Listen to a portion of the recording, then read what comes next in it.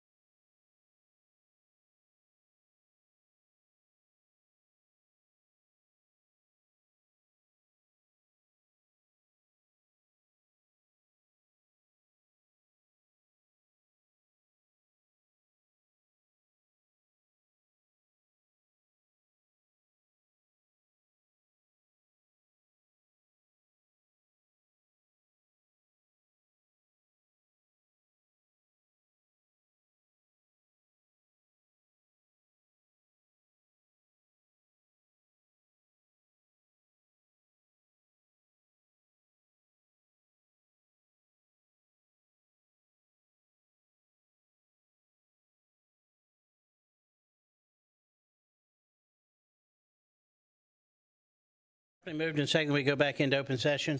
All those in favor signify by saying aye. Aye. Any opposed, we're back into open session. I will now poll members certify that to the best of your knowledge, only public business matters lawfully exempted from the open meeting requirements under the Virginia Freedom of Information Act and as identified in the motion for which the closed meeting was convened were discussed and considered by the board. If any member believes that the board varied from the purposes stated for the closed meeting, please state so and the reason prior to casting a vote. Mr. Gentry. So certified. Miss Williams. Miss Jones, I'm sorry. Somebody, please, anybody. Mr. Williams. Yes. Yes. Mr. Barlow. Yes. Mr. Purcell. Yes. Mr. Barnes. Yes. All right, we're back into open session. This is the Monday, November 6, 2023 meeting of the Louisa County Board of Supervisors. And let's see, I think our clock is fast, so we were a minute fast. So I will welcome you, those who are here in the public meeting room and those who are watching online. So we'll be ready to start at 6 o'clock. And right now, according to the official cell phone time, it's 5:58, so we have to wait till 6 o'clock. But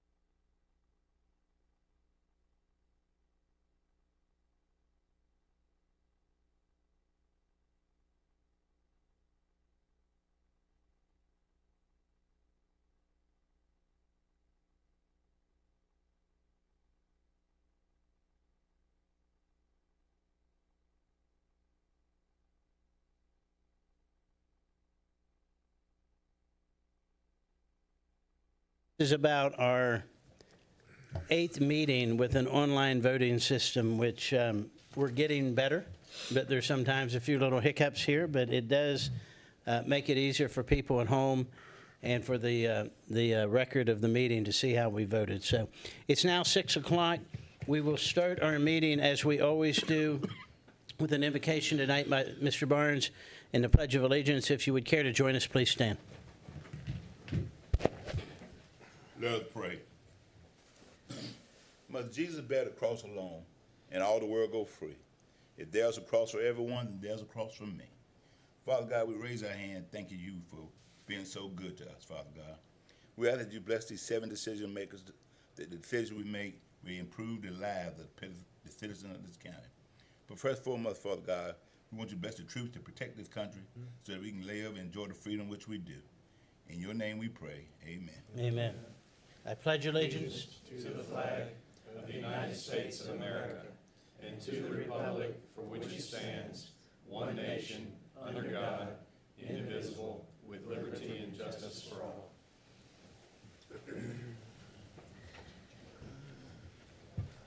Before we move on to the adoption of the agenda, I would like to make a note and welcome, the board will formally execute a contract tonight with Whitford, Taylor, and Preston as our interim county attorney, and Mr. Del Mullins is here and will be our interim county attorney for the foreseeable future. So, Mr. Mullins, we'd like to, you have a long history with Louisa County, but we'd like to welcome you and tell you how much we appreciate having you here this evening. Thank you for the opportunity. It's a pleasure to be back. Yes, sir. All right, the first item is the adoption of the agenda. Are there any changes to the agenda? Move approve it. Mr. Chairman? Yes, sir. We will need to add a resolution under action to approve and award a contract for interim county attorney services. Move approve it, including that. Second. All right. It's been properly moved and second, we approve the agenda. Please cast your ballot.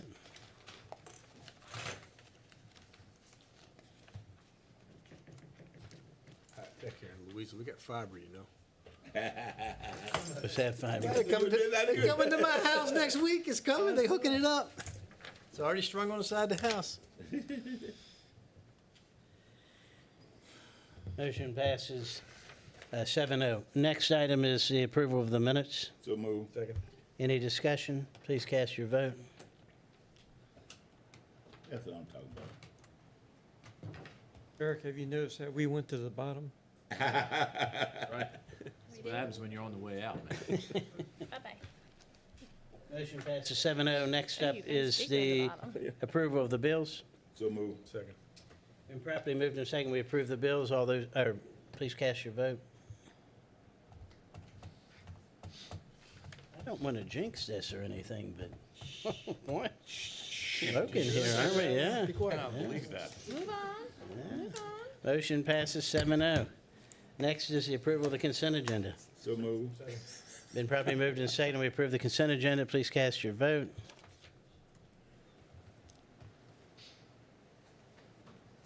It's just a night after Cowboys lost, that's all. Motion passes 7-0. Next up is recognitions. We don't have any recognitions this evening. Next up is the public comment period. We do have one card for public comment period. During the public comment period, you're given 3 minutes to speak on any issue before the board that is not a public hearing. We do have 2 public hearings tonight, so if you're here to speak on the public hearing, please wait till the public hearing.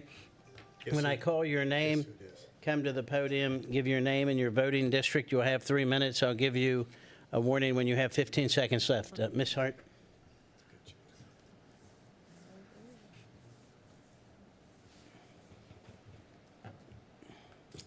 Vicki Hart, Louisa District and Town of Louisa.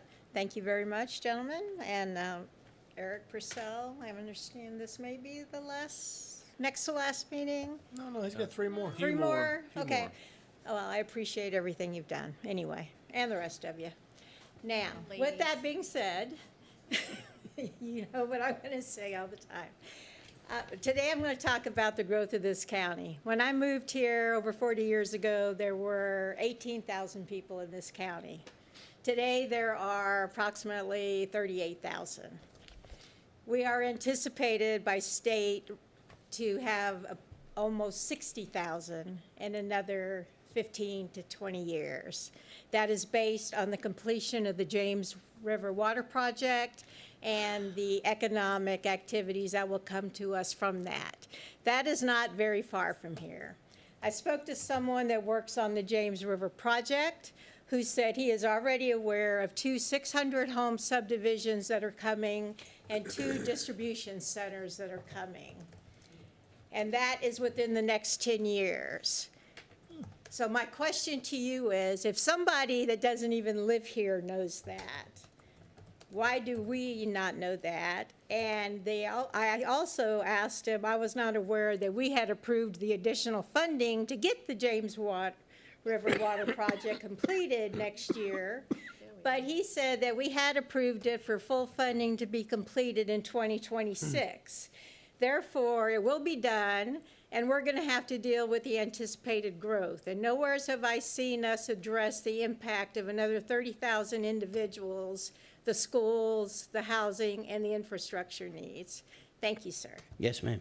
And ma'am. Maybe we could get that person to come enlighten us. Yeah, Yeah. I think we should learn this too. I'd love to have that person come to the next meeting and tell us all about all that, because nobody up here knows anything about it. Is there anyone else who would like to address the board during public comment? All right, seeing none, we'll close public comment. Move to information and discussion items. The first presentation we have is J. Sergeant Reynolds, Community College President's message. Dr. Pando, welcome. Hello, good evening, everyone. Is this like a super future thing, or is there a clicker? Oh, you just, Oh, if there you it just think it, it moves. I heard about It's like your that new technology. It's like that new watch I've seen on TV during the football games yesterday. They do Just your that. fingers. Good evening, everyone. It's so good to be here on this beautiful fall evening. What beautiful weather we've had. Happy to be with you here tonight and talk a little bit about some of the really great things happening at your local community college. Some things specific to Louisa County, but the growth of the college in the areas where our stakeholders have been very clear they want to see us grow. So I want to begin by thanking Bo Bundrick, who has now for 2 years served as our college board member representing Louisa. Bo has been a great board member with his background and career in technical education, has really helped us in a variety of ways. So thank you, Bo, for your service to the college. Also with me this evening, I'd be remiss if I did not recognize my husband, who is sitting in the second row, my husband, Eric, and 2 members of our team, Joe Schilling, our communications director, and Lindsay Robinson, our new vice president for advancement. So want to update you on some of the things that are happening at Reynolds Community College. Our enrollment has rebounded, outpacing many of our sister community colleges. We are seeing open houses that are full, parking lots that are full, and much of that has to do with really a ground game. That has been both high-tech and high-touch, re-engaging students who had started at the college, disappeared during the pandemic, and through this ground game of reaching out, understanding the different personas. So when we know we're calling or texting or communicating with a 19-year-old who dropped out or stopped out for financial reasons, it's a different conversation than the single mother, or the different conversation for the 40-year-old fella who stopped out and so forth. They have different needs, and we've been able to, we've had some great successes in Project Reengage, bringing 400 people back to campus who were in good academic standing but left during the pandemic. A lot of this has to do also with our program growth in the right places. As I mentioned, we have met and exceeded every single goal that we've had set for ourselves. Our retention goals, our enrollment goals, our summer enrollment, fall enrollment, spring retention goals. We've met and exceeded every one of those metrics, and they were stretch goals, not what I call sandbag goals. We're going to reach high, and if we fall short reaching real high, but we met and exceeded all of our stretch goals, and we're thrilled about the work that we're doing for that. But behind each and every one of these metrics is a person. Every percentage point represents a person, and a person who comes to us with a dream for something, whether it's transferring to their college or university of their dreams or going directly to the workforce. I am not so arrogant as to believe that Reynolds Community College is the destination. We're the pathway to transfer. We're a pathway to jobs and careers. So let me tell you a little bit about some of those people. For the last 2 cohorts of our nursing program students, now you all may be aware, we can award an Associate of Applied Science for our registered nurses. But like attorneys, unless they pass the bar exam, unless our nurses pass their national boards, they are not nurses. The last 2 cohorts, December 2022 and May 2023, 100% of both of our cohorts passed their NCLEX on their first try. These are national examinations. It speaks to the quality of education they are receiving. It speaks to the quality of support that our nursing students are receiving in an area where there is such an acuity of need. We hear it from all of our healthcare partners having to delay elective and necessary surgeries because they simply do not have the teams in place. It's why we're opening up new programs in surgical technology and expanding capacity in existing healthcare programs to meet the demands of our healthcare partners, and not just our healthcare partners, but the communities we serve. We want healthy communities. They need good, solid healthcare workers. Again, 100%, both cohorts passed on their first shot. We're also expanding new programming, new labs that are the envy of many of our sister institutions.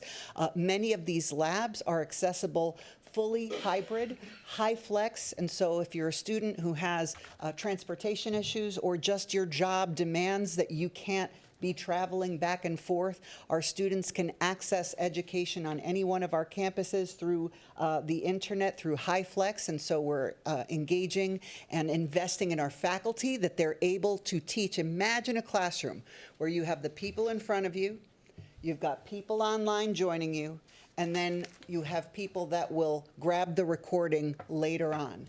And how do you keep all three engaged? That it's one thing to be doing an asynchronous class, it's one thing to be teaching an in-person class, it's another to be teaching an online synchronous class. They're doing it all at once. Because what we learned during the pandemic is that online worked for a lot of our working adult students. They no longer had to put the kids to bed, find a parking spot, get somebody else to take care of the kids, get to college, and then go back home and start wash, rinse, repeat the next day. So we find that it's working for a lot of students. So incredible labs and facilities. Our automotive program and our partnership with the Toyota T10 is flourishing. We have opened our facility on Parham Road. And to give you an idea, we've just opened and we have a wait list. We already have a wait list. So we're having to rework scheduling. How do we make this a 7-day-a-week operation, morning, afternoon, evening, because the demand, again, is so high. Our labor market data would suggest that in the next 5 years, we'll see a shortage of about 2,000 automotive technicians in our region. And so we are part of that solution moving forward. It's not just Toyota. We also have that general automotive program as well as diesel. So new skilled trade labs in our downtown campus. Hard to believe that we've never had trade labs in the city of Richmond, but now we have 3. We also have new welding environments for our students. These, again, are very high demand. I've shared with you in the past, one of the hardest things we have to do, and we're not very good at it, is graduating students in our welding program, because they are in such high demand that as soon as they take their basic 1 and 2 courses, industry comes in and says, we will teach them the rest, and by the way, I'm going to pay you $60,000 or $70,000 a year. So it's hard to graduate a welding student, because once they get the basics, business and industry is plucking them up and teaching them the rest. We have a new military resource center coming to our downtown campus and expanding the one that we have at our Parham Road campus.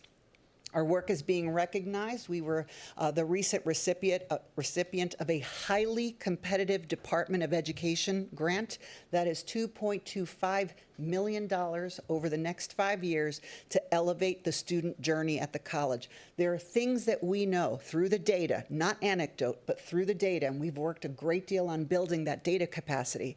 If there are certain things that if a student does not do in their first year, they are far less likely to complete. If students do not take college-level math, college-level English, and accumulate 24 college credits, they're far less likely to complete their degree.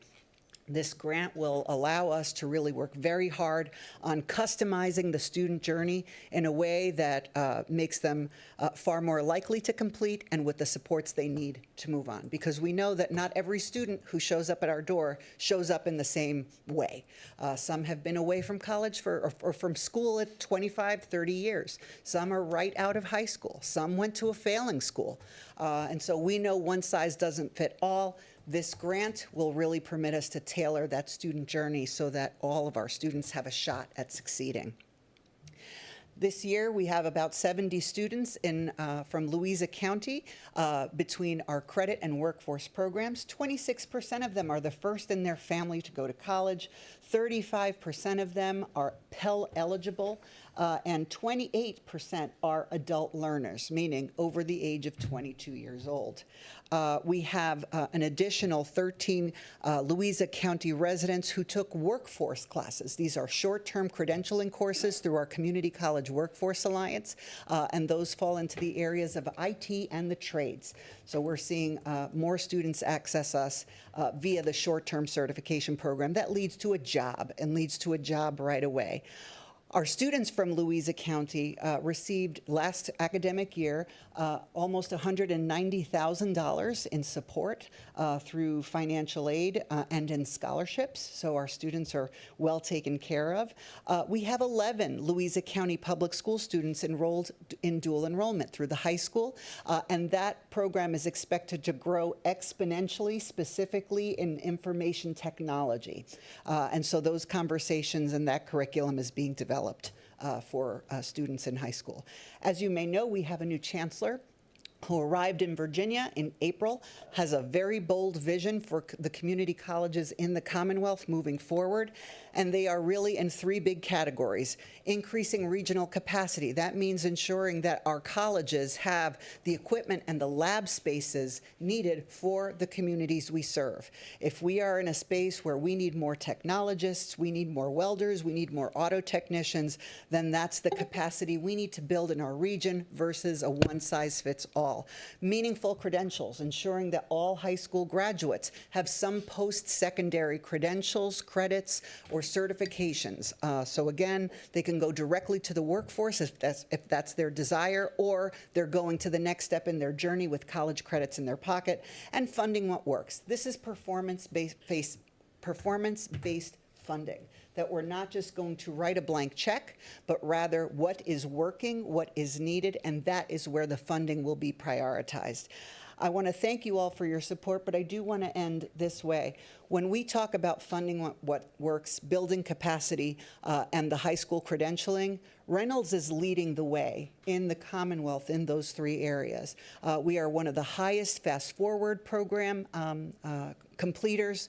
We are one of the strongest dual enrollment, not just the advanced college academies where students are getting degrees, but accumulating college credit and credentials while in high school. So we're very proud that we did not, unlike some of our sister institutions, have to completely pivot on the work that they were doing because we were there already. So to have a new chancellor come in with a bold new vision, and the bold new vision happens to be what we've been doing, is very good for us. So I want to thank you all for your ongoing support. I'm mindful of your time, and certainly if you have any questions, I'm happy to answer them. Anyone have any questions? Well, I would just like to thank you. You know, one of my sons went to community college in auto mechanics, and I'm glad to see that. And I appreciate, the board appreciates your annual update. Always appreciate your enthusiasm. We're always glad to have you here. Thank you, Dr. Panda. Thank you so very much. I won't see you all, and it is November, so I can wish you all a very happy and healthy Thanksgiving. Thank you. Thank you. You too. Thank you I very thought you were much. going to say Christmas. Thanks. Although there are Christmas trees everywhere. It's very Yes. upsetting. Yes, it is. Turkey comes first. Thank you. Yes, ma'am. When Thank you you. have Halloween candy and Christmas trees, something's wrong. That's true. Next is a discussion of the West Green Springs through truck restriction. Is that you? It's gonna be me. All right. VDOT, our Louisa VDOT office, Mr. Thornton reached out to me about an issue and a discussion that we've been having, and it's been ongoing. He and I, we've spoke about it last winter. On West Green Springs Road, there is a farm that has somehow ended up on GPS. And no matter how many flags and signs that they have put up, trucks will still come down. They believe that it is a truck route off of 15 and the route to Zion's Crossroads. This has been continuing. They've tried some of the suggestions that VDOT made. Scott said that he looked into it a little bit further, and it has proven that, yes, in fact, this farm is in the GPS. Mapping systems on trucks and vehicles, the one way to have it pulled out, and the only way is that we restrict the dirt road, which is not accessible other than through gravel to Zion's Crossroads, that we restrict truck traffic on West Green Springs Road. And then that will automatically pull the farm off of the mapping system and alleviate the issue. Wonder if we could bundle that with No. shopping and No, some I of those don't other think so. roads. It would guess you be cannot. nice. I would like to go ahead and direct our staff to research and go ahead and write a resolution for VDOT so that VDOT can start the process, which can take 6 to 9 months, he was saying. Would that be through truck traffic? Through truck traffic, yes. Anyone have any objections? Good by you, Mr. Goodwin? Yes, sir. We're on it. Thank you. Thank you. We don't have any unfinished business under new business. A resolution to authorize the disbursements of funds from the Forest Sustainability Grant. Mr. Williams. Thank you. The Ag and Forestry Committee met. We have, as you know, we ain't received a refund from the state of, refund, that's not a word. Here's a word. We received a grant from the state. Thank you. That's what we're looking for $37,457.72. They can only be used on education for, and that, just for education purposes, right, Ms. Colvin? Yes, for projects related to outdoor recreation and forest conservation, so Yeah, education. education, yeah, public education. So Brackett's Brackett's Farm, who we gave a tax exemption for, submitted some arboretum tree tags and stands, and the shipping, and then some nice steel benches. They actually have a pretty nice little walking trail they gave last time, and they want to tag some trees so people can see what they are, and they're open 24/7, 365. You can go up there anytime you want to. It's kind of a park-like atmosphere. So we felt, the Ag and Forestry Committee felt like that met. And then the Louisiana County Cooperative Extension Office wanted to offer 4 programs, forest and farm sustainability, conservation easements, USDA and state agency programming, and farm transition planning. And to encourage the attendees to come, they wanted to offer some dinners and do some advertising and some stuff. So there's $10,400 for that. So they're asking for $15,000 to be approved. The Ag and Forestry Committee has sent this through with a unanimous recommendation of approval and asked for the board's consideration of this matter. Make a motion. So moved. All right, it's been, Question, yes, sir. is there still 22,480 Yeah. left? No, there's, yes, yeah, ish, yeah. And that's, It's just gonna stay there in the fund until we come up with more programs for education, for forest and ag. And it's just education. It's really a limited scope, and it's based on, what's it, where's it sourced, what's the pool of that money? It comes from, I don't know. So it's from the, for Code of Virginia, states the fund, that's what it's used for. It's from the, like, Forest Sustainability Fund that Yeah. the state put in place. And it's Stacy Fletcher had to apply for it. She got it. It's not available this year, so we didn't know if it was gonna keep coming or not. So it may be a one and done. We got this one chunk of money, and it can only be used for these types of items. and Stacy applied for that? Stacy did. Any other questions? All right, all those, please cast your vote. Oh, yeah, the old cast your vote trick.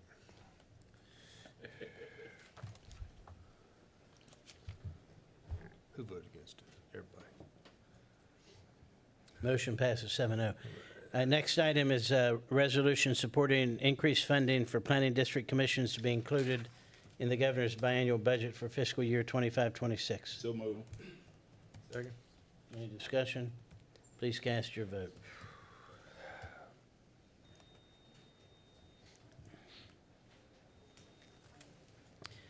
Motion passes. I'm not going to venture my 7-0 guess here. 7-0. Next item is a resolution to amend the 2023 holiday schedule. Mr. Goodwin, you want to give a quick explanation? Sure. The resolution is pretty self-explanatory, but I guess the initially approved state holiday schedule had a half a day off on the Friday before Christmas and work on the day after Christmas, and it was suggested that the board consider changing that to a full day of work on Friday and the day after Christmas off. So I'm happy to present that for your consideration. So moved. Second? Any discussion? Please cast your vote.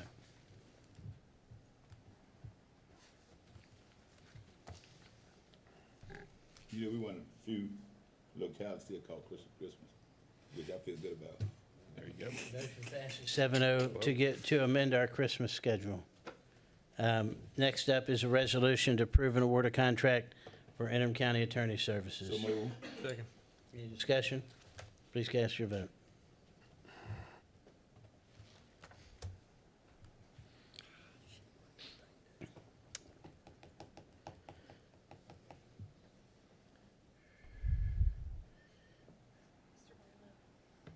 Mr. Barlow.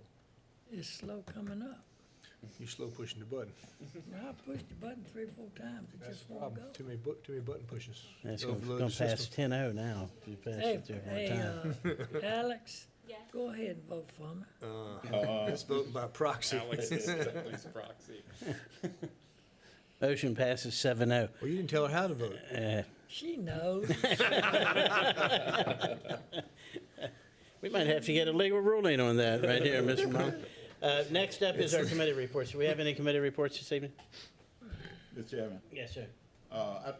tomorrow morning, we got a conference call, on the turf project. But, I want to briefly, I don't know if you all noticed, a lot of signs, let me get somebody to fix them. A lot of these signs are knocked down. Like, I went to church Sunday and in the Jones District, Columbia Road sign is tore down. You just see the number. I think in Mr. Williams District, Willowbrook Road, a lot of those signs are not, I don't know who's responsible. VDOT, We need to get VDOT to put them back up. they're having a problem with signs, I know in general, because we've spoken about some other signs. The 911 street signs are county responsible. If there's street signs, we These are take care of street them. signs. Oh, street signs? Yeah. You said Willowbrook and Columbia, or any Those are others? two that I know offhand. So if you know of any others, will you email me Columbia precise 22? locations and we'll get Okay, on you're it? Columbia talking- Zion. No, Not Columbia the route 22. number, but because every road in the county is named now. Yeah, Yeah, right. that's right. And I know them by the numbers, but not a lot of people know by the numbers. Well, 663 and 522, that sign's down also. Mhm. No, I'll send you an email. I noticed Daniel Road Yeah, was please down. send me any that you have, we'll get on them. Yeah, I thought I'll that look was around state. mine for any more. State's been putting them up. The 911 hours, I think. We do the 911 ones, Yeah. The blue ones? I don't think, they, VDOT No, been they're putting them green. up down our way. Don't put the Green, pole back yeah. They're up. green. Oh, well, Blues what are, I'm the talking about blues is are the blue private sign. road. Yeah, the blue, No. Oh, no. The sign at 623 and 522, which is, can't think of the name of the road myself now. That has been a blue sign with white lettering on it. yeah. And the state has been putting that sign up. And it's not a numbered, They put them up all around. Let me this verify is a that. route Verify number. that. I'm not sure that's the case. But but I can let- send you a but let me list, I verify. can send you a list of them. It's Route 663, Okay, and it's Owens Creek Road, I'll check on it first thing in the morning. yeah. Anything else? Do we have any board appointments this evening? I don't know of any. Yes, sir. Reappoint Vivian Morris to the Commission on Aging. All right. I also have one. Yes, sir. I'd like- Ma'am? I'd like to appoint Mark Tubbs to the IDA. Effective. Oh, it'll be effective January 1st of 2024. Second. All right, second, that, we'll make that one motion. Any discussion? Please cast your vote.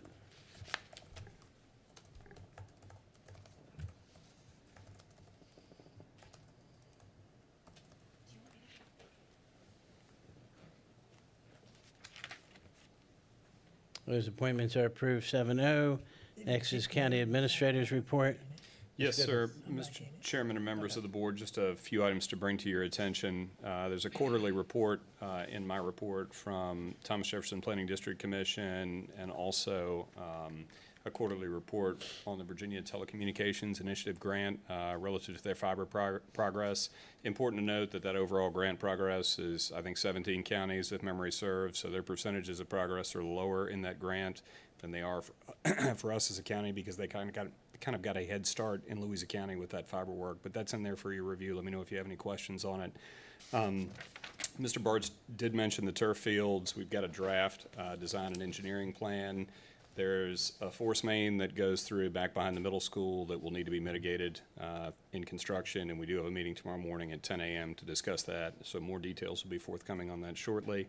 Then the tennis courts, I know I've had a couple of you ask me about the capital project that you approved for resurfacing the tennis courts, which are now seemingly chiefly used for pickleball. That was approved this year. The work should start in November. It may possibly be completed in November, but if the weather turns cold early, some of the finish-up efforts may have to take place in the springtime. The vendor's working to get it done as quickly as possible. And then a couple of dates to make sure that you let your constituents know about. We'll light the Christmas tree here at the courthouse on the lawn on December the 1st. We'll have the Christmas parade on December the 2nd, which is the Saturday after that. And don't forget Breakfast with Santa the following Saturday, December the 9th. That concludes my prepared remarks, and I'm happy to answer any questions you may have. Are there any questions for Mr. Goodwin? Thank you, sir. We'll move on to public hearings. Our first public hearing is a resolution to approve or deny CUP 2023-04.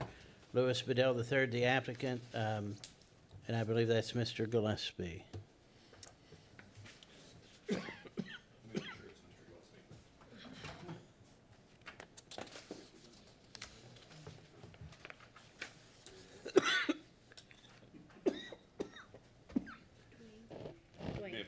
bit quickly, Mr. Chairman. That's not a thing. Section. That is not a thing. He'll be here in just a moment.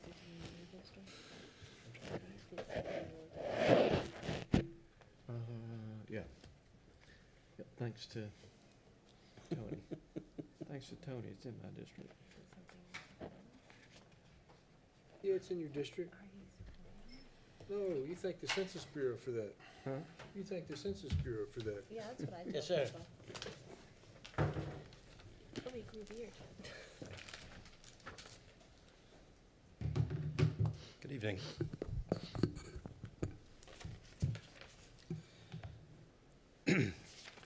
As Chair, members of the board, the first item before you this evening for a public hearing is CUP 2023-04. This is Louis Bedell III, applicant, and Terry Godbolt, owner.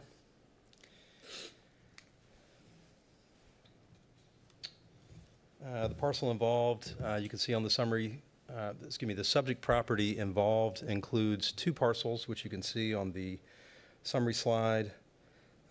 One parcel is 3.2 acres, the other 3.5 acres, and the request is for a conditional use permit to operate 3 uses within that conditional use permit. One is a marina, the second is recreational vehicle storage, recreational vehicle sales and service, and the last is a parking facility for outside storage. The properties are zoned general commercial C2, which you can see on the zoning map on the right-hand side, the 2A, 2B parcels outlined in red. And not on this map, but just generally the land use classification for the area is for low-density residential within the 2040 plan for future land use. The properties are located on Pleasant Landing Road, which is State Route 1030, and it's about a tenth of a mile northwest of Eastham Road, which is Route 701. They're located in the Cuckoo election district. Just to remind board members, the 3 uses particularly and the definitions of those terms. For a marina, that is a waterfront establishment and structure whose primary business and function is the servicing and repair of boats and boating equipment, such as fueling, pumping out, chartering, launching, or dry storage. That's a marina. Recreational vehicle sales and service can include different types of recreational vehicles, but it's retail sales, which may include service and storage of vehicles and parts and their related accessories. And then lastly, a parking facility, and again, this is storage of vehicles, basically. A site having approved surface parking or parking structure use, so could be structured boat parking, for example, which provides one or more parking spaces together with the access areas for driveways, aisles, turning and maneuvering areas, any incorporated landscaping areas and similar features meeting the requirements in the code. This type use shall not include parking facilities typically accessory to a permitted principal use, and it excludes temporary parking facilities. On the left-hand side, you can see the 1969 zoning map, detail of this. Again, we love talking about. Is that with crayon, sir? Yes, sir, it is with crayon. Yeah, the fun that people must have had putting some colors on here. It's a visionary map, so the intent was in areas that there would be commercial development, residential development, agricultural development. Obviously, our level of precision has changed over time. So this is actually not our current future land use map, which is included in your packet. But on the right-hand side, this is the 2012 future land use map from the previous plan. And it's a little hard to see at scale here, but this is the whole county scale. You can see the size of growth areas within the county and the size of areas planned for mixed use. They're quite a bit larger than the areas planned for mixed use and growth within the county today. And you can see, again, just kind of generally in the area around South Lake Anna and Pleasant Landing, where the property that is the subject of this request was shown for mixed use development.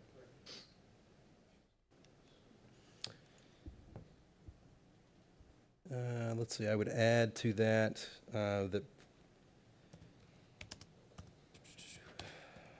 prior to 2021 and the changes in the code in February 2021, the uses for marina, the 3 uses outlined here, marina, recreational vehicle sales and service, and parking facility were all uses by right in the C2 district. And then also prior to the adoption of the 2040 plan, it was designated, as I showed on the previous map, for mixed use what was called community service at the time. And that included a combination of uses, including neighborhood scale community development, public services such as schools, and civic uses such as churches, among others. Today, and you can see this in some of the photos, the property is in an area that is a mix of primarily residential, adjoining Lake Anna. Agricultural uses become prevalent starting southeast side of Eastham Road. The subject property does adjoin an existing marina, which is probably a little better to see on the zoning map, which is known as Pleasant Landing, the restaurant, El Gran Patron, boat parking, and a boat repair business known as Mid-Atlantic Water Sports, and that's to the east. This slide shows the concept plan included with the CUP application, and 3 views looking in different directions. The first on the left-hand side looks towards the lake, across kind of a lawn area. The other, kind of clockwise to the right, is looking into the property across the existing road and just shy of the cul-de-sac turnaround. And then the third, kind of on the lower part of this map, 6 o'clock position, is looking to the southwest. And I'm going to go back to the zoning map for just a second. So in this area where 2A adjoins number 1, parcel number 1, Mr. Hugh Joyce has spoken. He is the owner, has spoken at a couple opportunities at Neighborhood Meeting and Planning Commission. He is the owner of number 1, and we can come back to this if you'd like at another time, but parcel number 1 is a split zone parcel. It was split zoned in 1969 before some of these parcel lines may have been created, and it remains a mix of R2 and C2 today.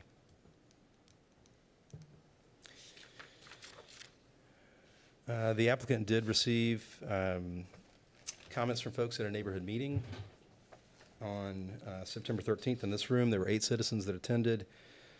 Questions and concerns are summarized in the staff packet.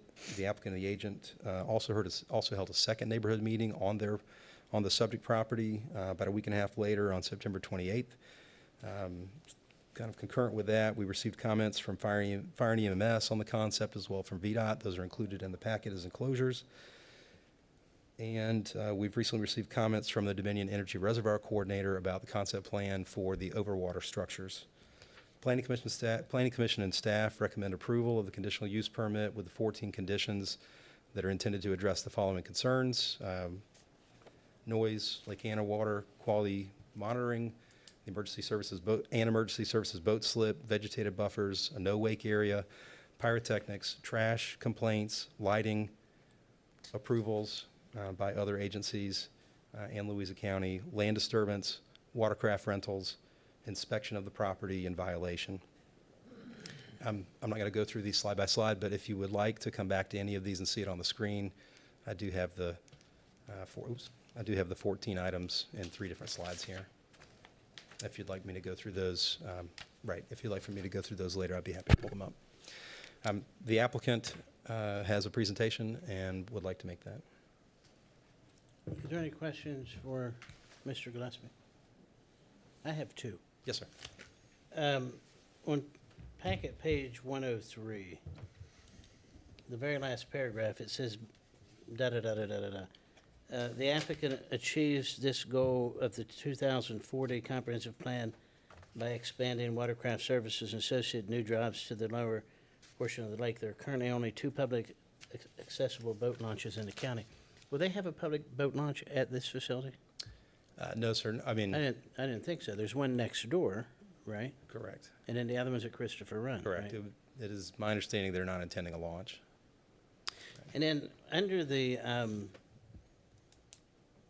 proffers, number 12. And, full disclosure, everybody here knows I own a watercraft rental company. So it looks like the planning commission or staff is requiring them, the rental watercraft will have installed technology that will alert the rental company when speed over 5 miles an hour has been exceeded within the body of the cove. I've never heard of that kind of technology. We had not either. This was brought to our attention by the applicant, and like many of the conditions in a CUP, this is a mixture of those conditions that are proffered by the applicant and those that are suggested by staff or the commission to the board. They made us aware of the technology, said it was something they could provide, and we requested a log of the incidents, similar to, similar to some other sort of log for a noise complaint or an hours violation outside of hours of operation. We can speak a little bit to our awareness of the technology. Our intent would be to inspect the log upon request. So that's the next to the last sentence about the log shall be kept and the county can inspect it upon request. So what about the people that boat in there or store a boat in their boatel and they leave and they don't have, I mean, this just looks like a ridiculous request to require somebody to do. I mean, I don't know how you would enforce it. I don't know how you could keep that type of log. I don't know why we would, and maybe I'll ask the applicant, but why we would ask a business to have that associated expense when you're just pinpointing, I don't know how many rental boats you're going to have. I have 26. And you're only going to pinpoint that? As opposed to the general boater who's not renting a watercraft? Yeah. I mean, Right. how many boats can be stored in their boatel there? I don't have the answer to that question. No, we'll get that answer in a minute, but let's Yeah. just say for the sake of this discussion, it's 40. Right. That doesn't count. Anybody else that comes into that cove or comes into that cove right now, what about the people at Pleasance Landing? Are we going to require that people that launch at Pleasance Landing? It would not, this CUP condition would not apply to people other than those renting per this condition number 12. I mean, and I'll ask the applicant, but that just seems to me to be very cumbersome and burdensome. I get the point. Right. But that's, I don't get it. Yep. Okay. And I'm sorry, before, I forgot to add one thing. We did note after the report was put together, there is a Scribner's error. It was reported that the setback is, I think it was 10 feet between commercial to commercial properties. That's not true. That is a 30-foot setback. It's 30 feet commercial to commercial. And so that was misreported as 10 feet in the report. So I just wanted to draw your attention to that. Mr. Gentry? Yes, how comfortable are you with number 4, vegetative buffer? Since we're looking at commercial next to residential, it looks like width-wise, we might not be in too bad a shape. What about height-wise, based on their boat motel or whatever they're plan on doing in there? Did the planning commission have a problem with not having enough buffer or too much? It was discussed, as you know, your commissioner, Mr. Goodwin, had worked with this applicant before the application was made about the width of the buffer and the staggering of the rows as well as the species, and they're proposing the arborvitae. I mean, generally, commentary, arborvitae grow somewhat slowly, but they grow densely over time. I mean, at their full height, at their mature height, they certainly can obscure a 30-foot tall structure. So you think what's proposed will take care of the issue? It will establish a screen over time. Thank you. Yes, sir. Any other questions of Mr. Gillespie? You say the applicant has a presentation? Yes, sir. Is that you, Mr. Williams? Yes, Mr. Chairman.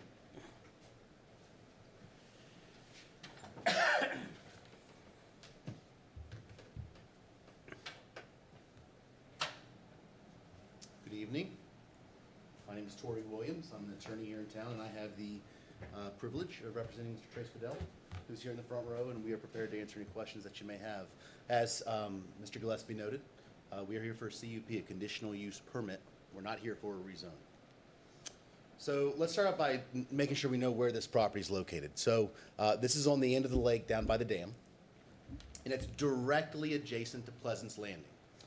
You can see 349 and 178, that's on the Pleasance Landing portion of the property owned by Valerie Holdings. And then we have the two most adjacent parcels to Pleasance Landing there, notated by the red arrows. So what's there now? What we have now is, I would respectfully call a dilapidated residence. There's a building that all this bush hogging and cleaning up so the pictures could be taken was done by Mr. Bedell on behalf of the owner, so that we could kind of see what was there, so that Mr. Bedell could search it out and figure out what was going on as we put together this proposal. And because of that, we were able to take some pictures for you, much like the county did. So from there, let's talk about the zoning.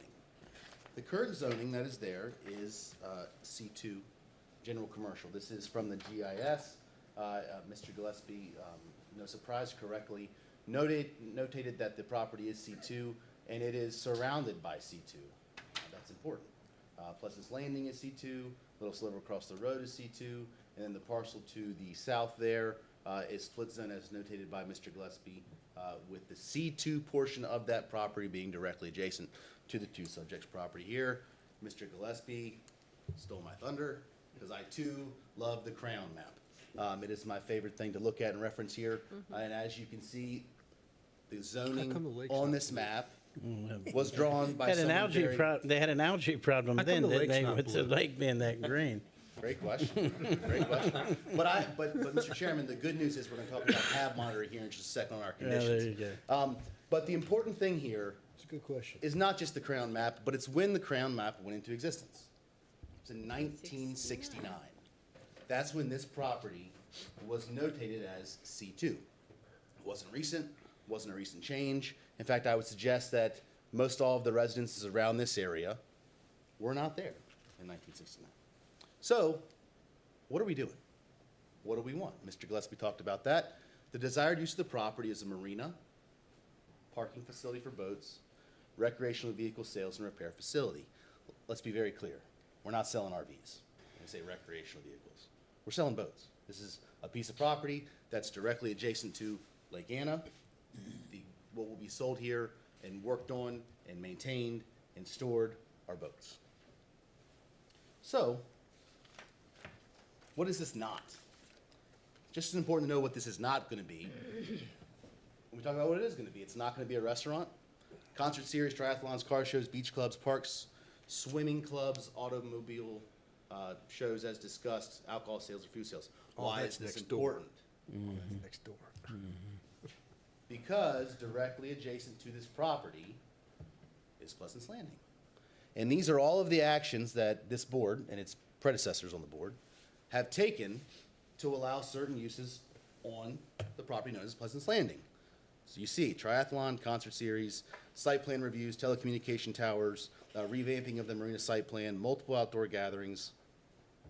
The subject property next door has been used and used a lot. So we look at the code here and we say, okay, why are we here for conditional use permit?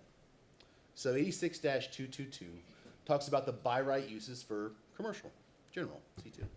And really the best one here is the mini warehouse when we get to the boatel. That's the best one.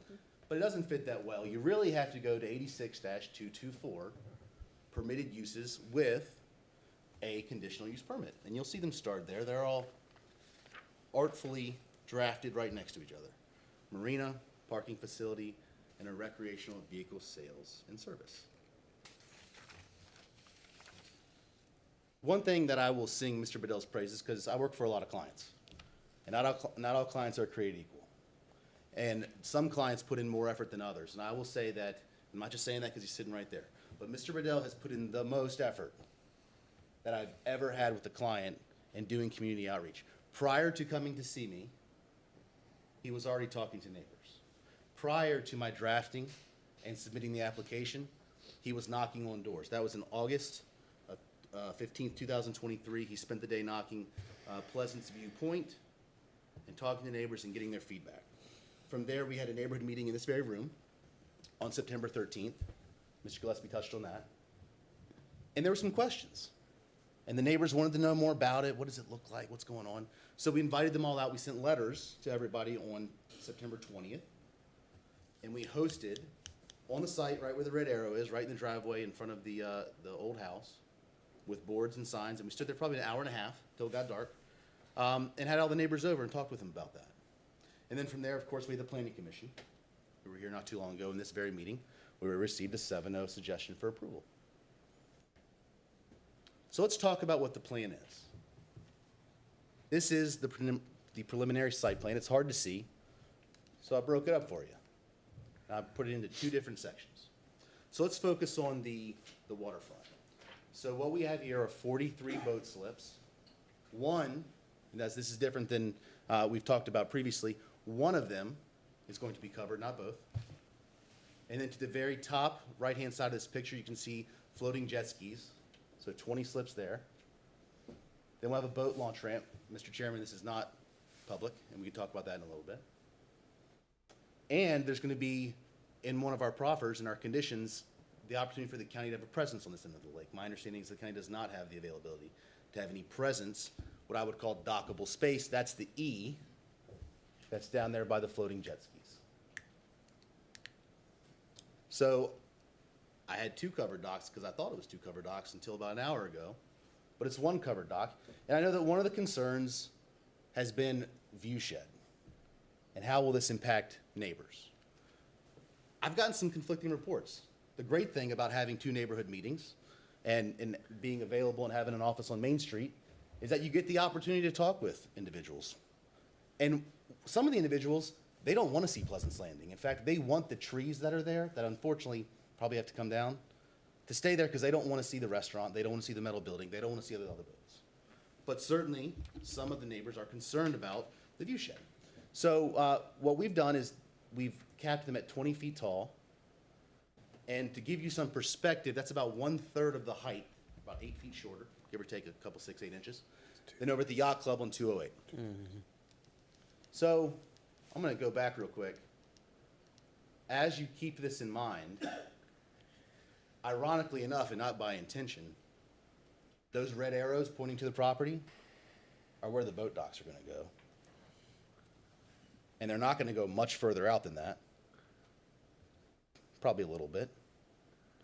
So that's where they're going to go. And so if you think about what is obstructed on a view shed, think about from each parcel. Really, what's only going to be obstructed from anybody is the view of Pleasance Landing's big metal building. Let's go back to where it was. So, like many things in life, you have a plan and you have something that you want. And so I'll be honest, when we came and started doing the pre-application meeting and talking to Dominion, we had a lot more boat slips here. We probably had another 30 boat slips. But Dominion's great, because why? Dominion sets the rules in the lake. It's their lake. It's not ours. So we can't tell them what goes where. So in working with Dominion, we showed them our latest layout, and they say that this seems to meet the Dominion Energy guidelines, and they're gonna have to have final site review later, which we'll talk about later. Probably running out of time. We're gonna move forward. Site plan for the land portion. So as you can see, the sales building, that's labeled sales, that's the house. The idea is to keep the house, modify the house, work on the house, and let that be a sales and office area. There's gonna be another building constructed in front of it that's gonna be a showroom for boats. The box to the upper right where it says Malibu, that's the type of boats. That's gonna be the sale or the servicing and working on the boats in that area. And then you have the boatel, which is the dry storage, maximum height 36 by 300 over there. And then at the very top, you see A and B. Those are like your rental sheds, if you will, where you will meet people and make them sign waivers and give them life jackets and those types of things. So much like getting Dominion's approval, we talked to Fire and EMS. One thing that they were they wanted to make sure that they had is if you look down near the forklift launch, handling dock, concrete ramp, there's a really big turnaround area for really big fire trucks. So that was number one. Number two was, hey, if you have a 300-foot long building, how do we get to the back of it? And the feedback they gave us was, listen, if you put in 2 doors where we can pass through it to put out a fire or address an issue, that addresses our concerns there. And then from there, they basically said, listen, when you're storing boats, you got to think about fuel. Can't have any more than 5 gallons in any tank of fuel when you're storing boats. Keep that top of mind. So C, the C and the CUP, what are the conditions? No problem. We worked really hard with staff to address all the issues. Mr. Gillespie has a really nice annotation, so we need to put his back up if you have any questions about that and walk through them. But they're exactly what you would expect from someone trying to be a good neighbor. None of these were fault. We suggested a lot of them. In fact, you can see where it says 10 miles an hour for idling and wake. And we'll talk about that again. I'll answer your question, Mr. Chairman. I assume you'll ask it and save me a little bit of time here, not to have to address it here. But we reduced that to idle or about 5 miles an hour. But the one thing that's really important that I want to address here are buffers. There's setbacks and there's buffers. Setbacks are how close you can build things to lines. Buffers, sight, noise, keeping it from interfering with your neighbor. There is no buffer requirement from commercial to commercial. None. Zero. But we're good neighbors. So on the northern buffer with Pleasance Landing, even though none is required, we're going to offer to put 20 feet of buffering in. And why? Because the neighbors want it. The neighbors don't want to see Pleasance Landing. If we take down a tree, they don't want to look at the big building, we're going to put buffers back. On the southern property, southern border, where Mr. Joyce is, again, 0 buffer required.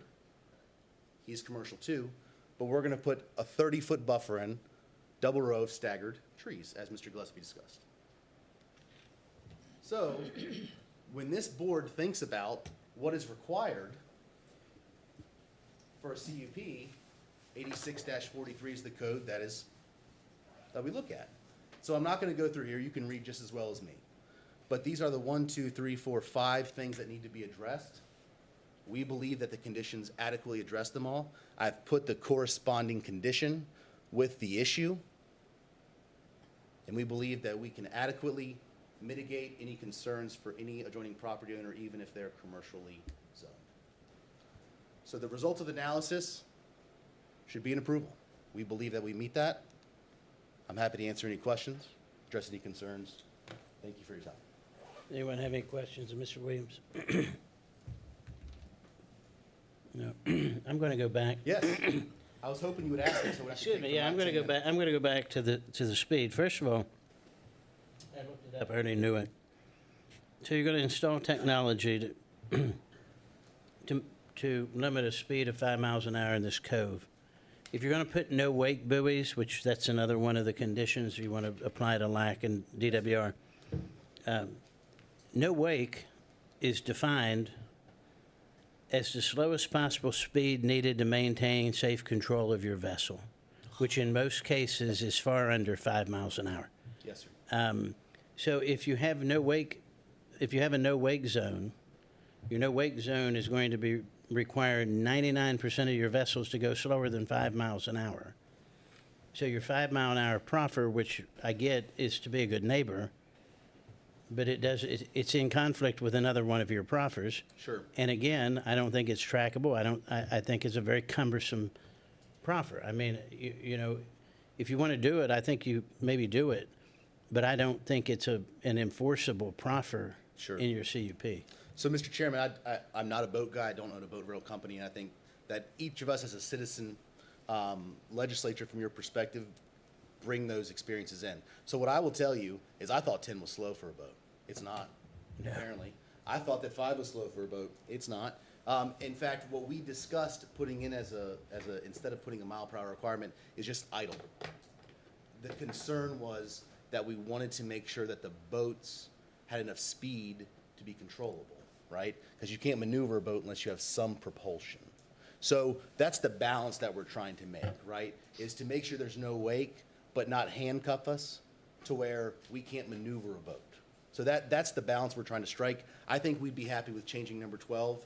You can see this was the old 10 miles per hour. The proffer from the county has 5 miles per hour. I'd be happy with putting idle. Again, the concern is just that the boats be able to be maneuverable. Well, Can I go back to your other question? real Well, quick? and I'm not a lawyer, so I'm not going to give you legal advice, but I think you would be better off to say that you would require your customers, which if you put a no wake zone there, they're required to do that anyway because by law, to obey the no wake in the cove. Sure. Because that's enforceable. Of course. And so what I can tell you about that, Mr. Chairman, is that there's already a no-wake buoy there. We're going to put an additional no-wake buoy. And you asked about enforceability. The great thing about this plan that we're putting forth is that it's going to be very contract-driven, right? You want to come lease a boat? That's a contractual obligation. And if you violate your contractual obligation, it terminates the contract, right? Furthermore, think about this. You ask about, what about people just coming and parking their boats there? That's a lease as well. So if you're going to start running in, you know, and violating the no-wake zone, then maybe your lease gets violated. Maybe Well, your lease gets go back terminated. to your first slide. My first one, what? Go back to your first slide. My first slide? Yeah.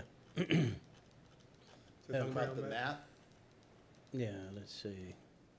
So what about the I see docks that are, looks like coming off of Pleasant's Landing in that cove, right? Yes, sir, So those are different. they are.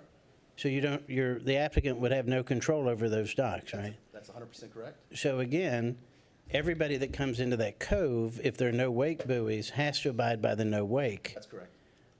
So again, I'll go back to, I appreciate this, but I don't think this expense, this technology is what's required. What's required is, everything is contractual driven in this business, I can tell you, is that they have to obey the no wake, because the other people that are in the cove have to do the same thing. So why would we penalize a potential business to install equipment that you can't maintain the speed to go no wake? That's probably about 2 to 2.5 miles an hour. Mr. Chairman, we are happy to rely on number 5 and strike number 12, but the intention behind that and the message that we were trying to send to the community, specifically the individuals who are next door, is that we're really going to make sure that we enforce our obligations through our contracts with whether you're leasing a spot or leasing a boat, and so that if you don't do it, it's not just, oh, you violated the no wake, that's a state, or DWR issue, that's an R issue too. No, I understand So that. perhaps it would be better suited to say that number 12, that we would have terms in our lease that talk about enforcing no wake. Yes. I'd be happy to proffer that amendment. I think that would be it, and I do not believe that this technology that you're talking about accomplishes anything except imposes an additional burden on a business owner, because it doesn't meet the requirement of what a no wake zone is. Mr. Chairman, Yes, sir. maybe we could just leave the last sentence and scratch everything else. In that thing, it says rentals that violate the no wake zone will be canceled by the rental company. I mean, I think I that mean, would, it's already there. Maybe we just scratch the 3 sentences before that and be done. That puts this issue to bed and we can move along. Just a suggestion. We would have no objection to that. But would like to be very clear that Mr. Bedell has built an extraordinary amount of goodwill with Duly noted. 85% of the community based upon his desire to be a good neighbor. So I just want to be very clear that on the record, we're not asking for it to come out so that we can be nefarious. If you want to clean it up and have the conditions a little more streamlined, that's fine, but it's not the intent of the applicant to not enforce this provision and be a good neighbor. Mr. Gentry? Just one general comment. I see you using the word shall a lot, and sometimes you use will. Is there any reason why you can't use will consistently? My guess is that that's a stylistic difference between the county and mine. As an attorney, we usually use the word shall versus will. If you wanted to specifically look at which ones, I'd be happy to do that. Well, every place you got shall, I'd like to see the word will. Okay?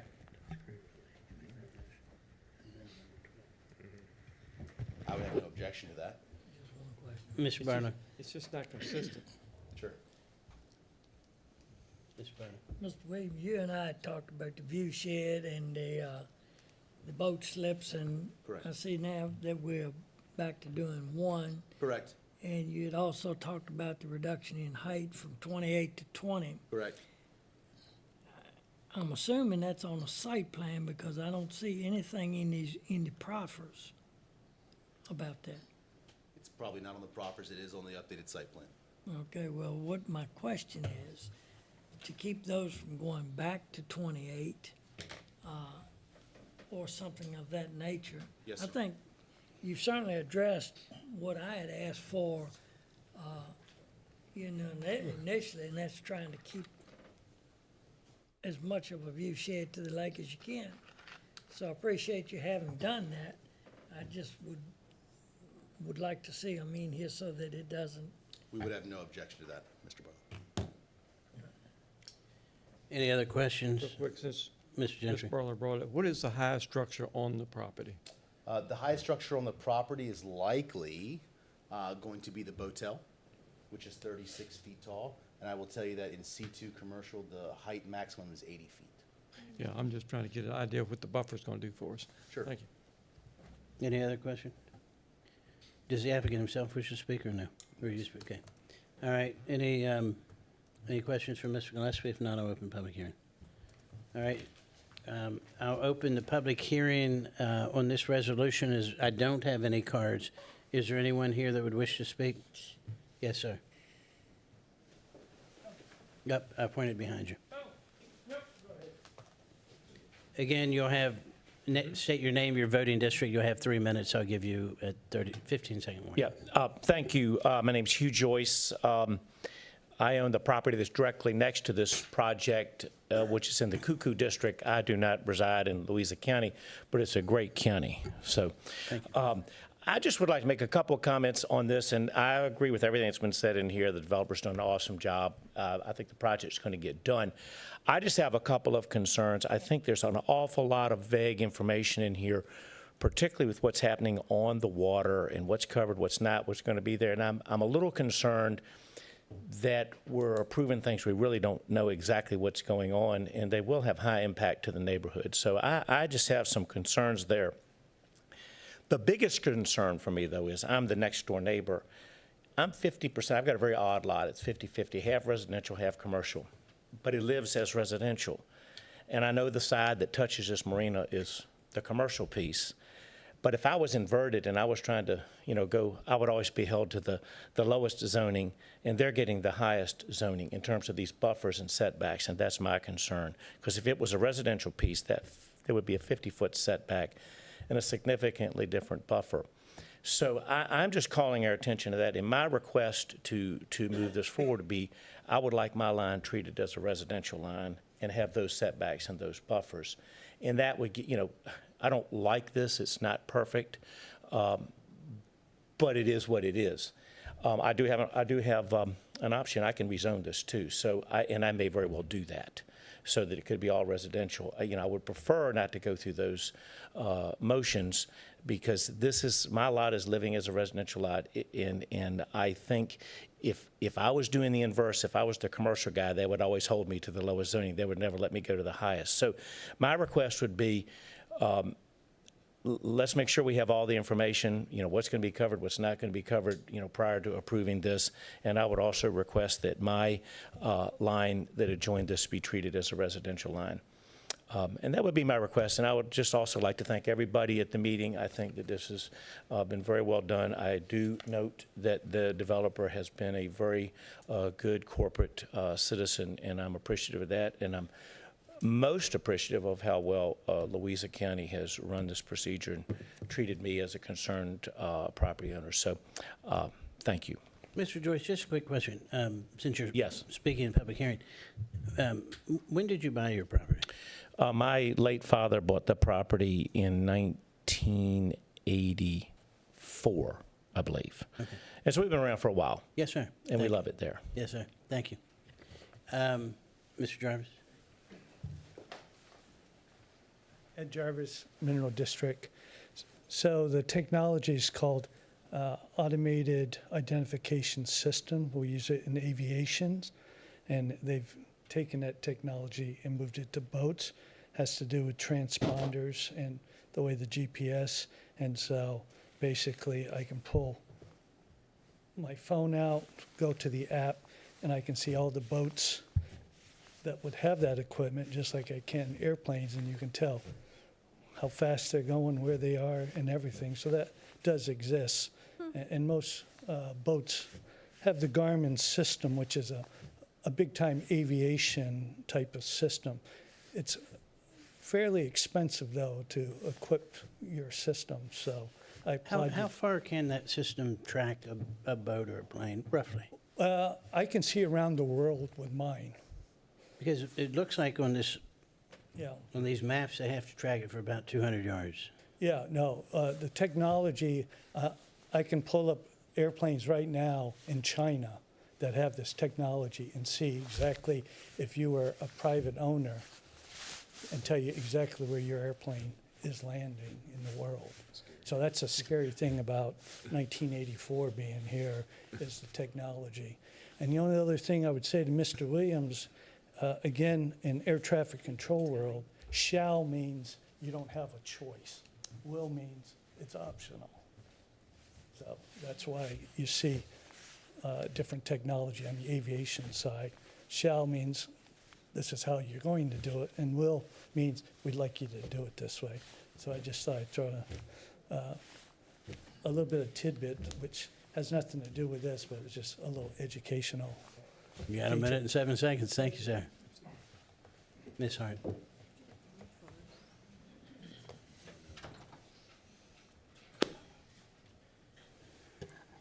Vicki Hart, Louisa District. I'd like to thank Ed for saving me the time of explaining the difference between will and shall.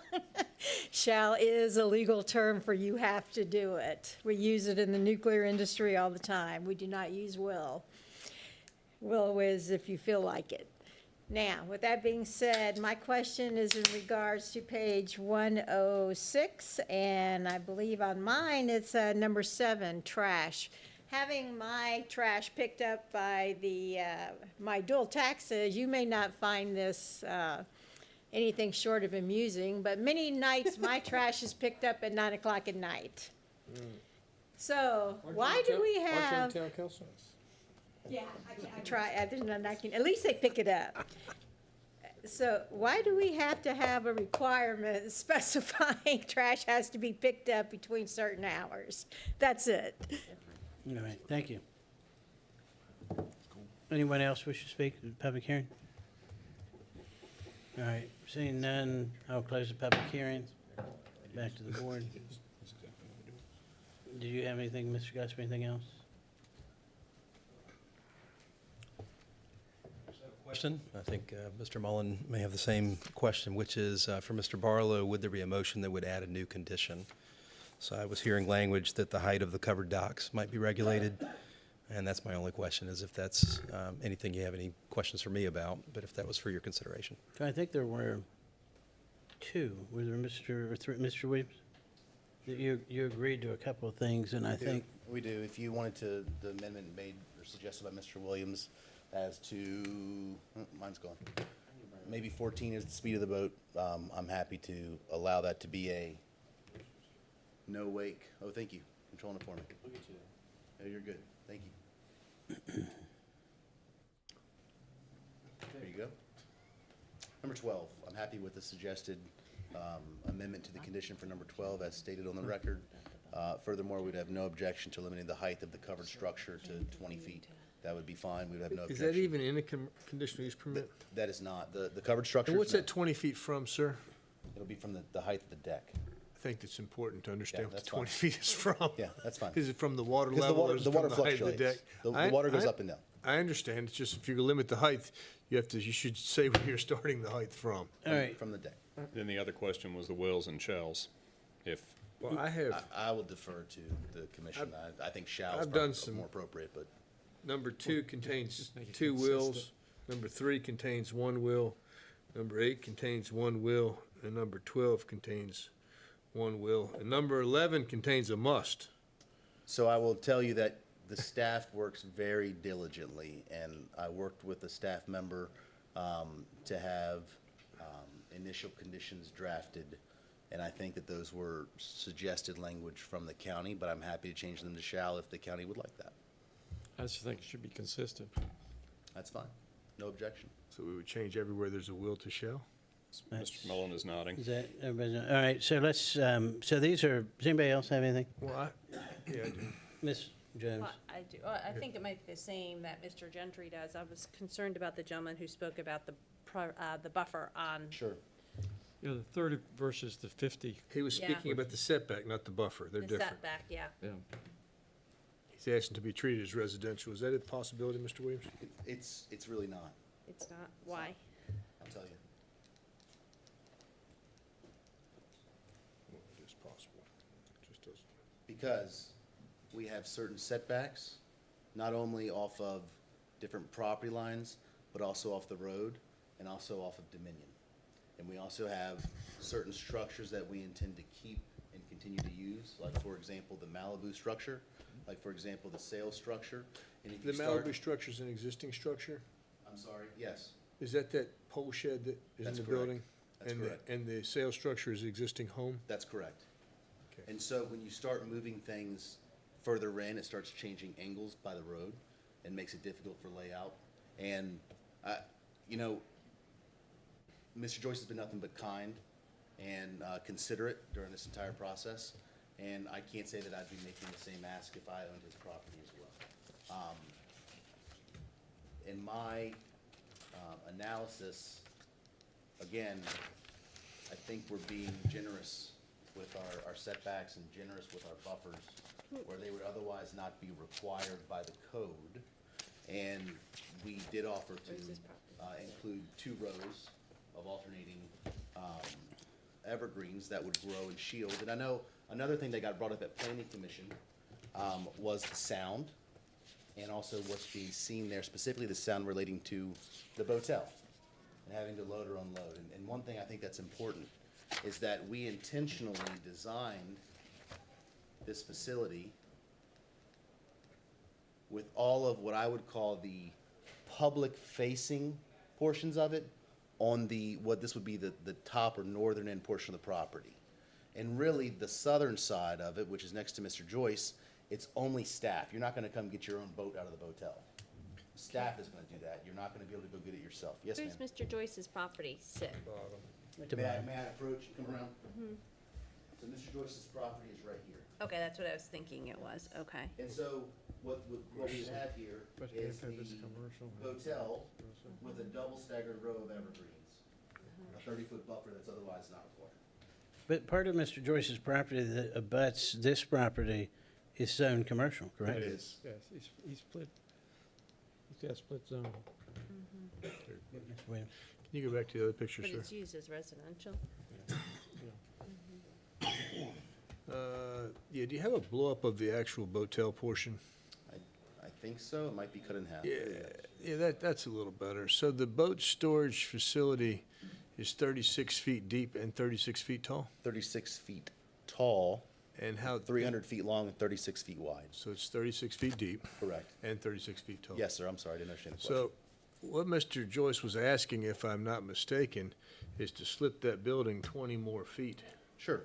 in, which would push your driveway and passageway closer to the other buildings. Is there not room for that? We have, so we did go back and look at that after Planning Commission, and it gets very tight and very difficult, to be honest, down here.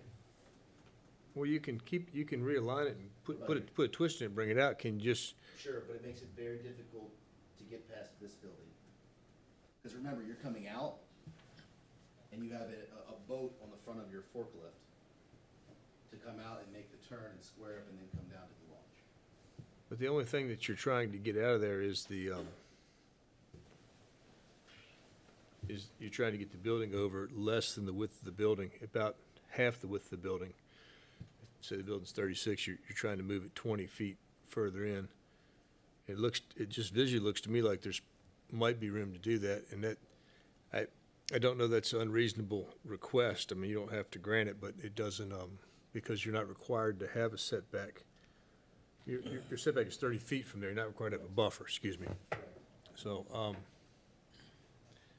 and you've really tried to move that over, We have, and it just won't work. we've tried, but I'll get an update.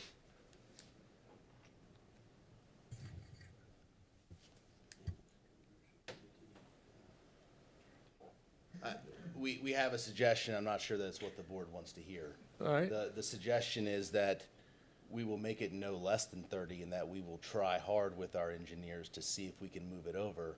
But tying our hands and putting us into that, I think, would be a tough position right now without our engineer and draftsman being here. But again, this whole process, We could defer it. Mr. Bedell specifically has been trying to be a good neighbor, and will continue to do so with Mr. Joyce. We've reached out. Without a doubt, I'm not disputing that. I don't think it's an unreasonable request. I mean, you're asking to put a 300-foot long, 30-foot tall building within 30 feet of his property line. Fully shielded by. I double don't staggered know. buffers. Fully shielded, those arborvitae getting 36 feet tall will be kind of tough. Maybe a few years before they get 36 feet tall, sir. No doubt. That's all I have. All right, if there's nothing else, this should not take very long, I don't think, with 2 top-notch attorneys here. So we'll take a 10-minute recess so that you can write up the changes in the Do you profit. have a printout of the conditions so that we can? You can have this one. All right, board will take a 10-minute recess.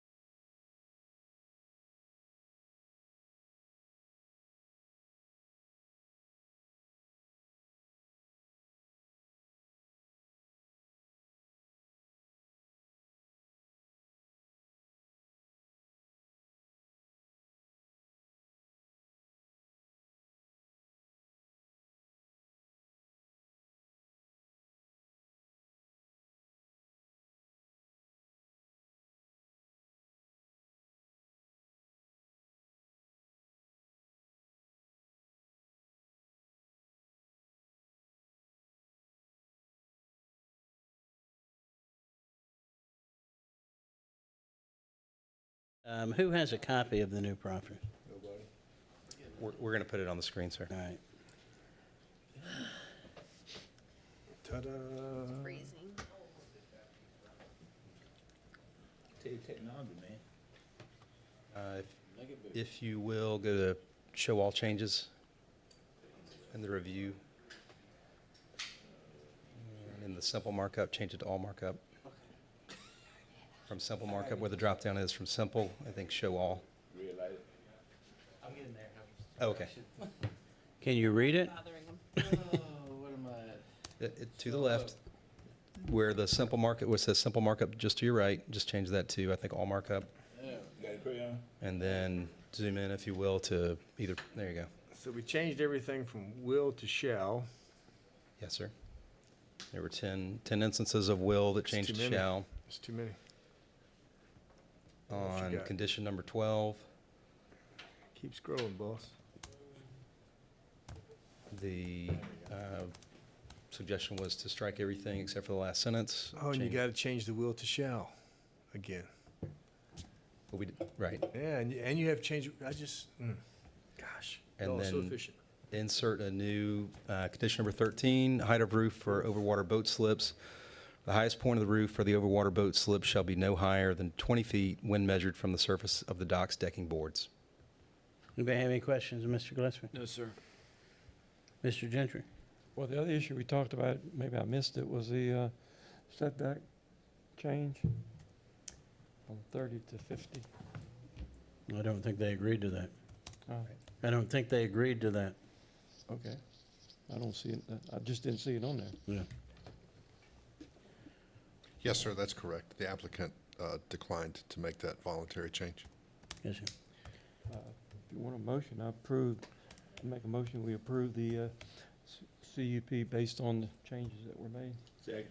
Been properly moved and seconded that we approve this CUP. Is there any discussion? All right, please cast your vote.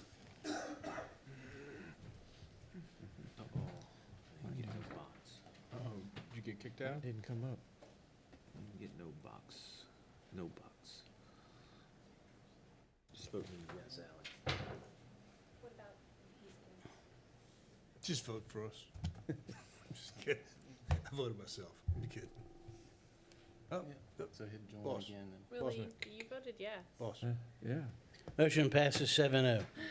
All right. I didn't touch anything, but it can't. Next resolution is to approve or deny CUP 2023-05 Everly Vineyards and Brewing Company is the applicant, conditional use permit. Mr. Gillespie. Yes, sir, Mr. Chair. Sure, I voted yes. I think after just time to. Mr. Rating is going to put some slides up in a moment. Do my laps.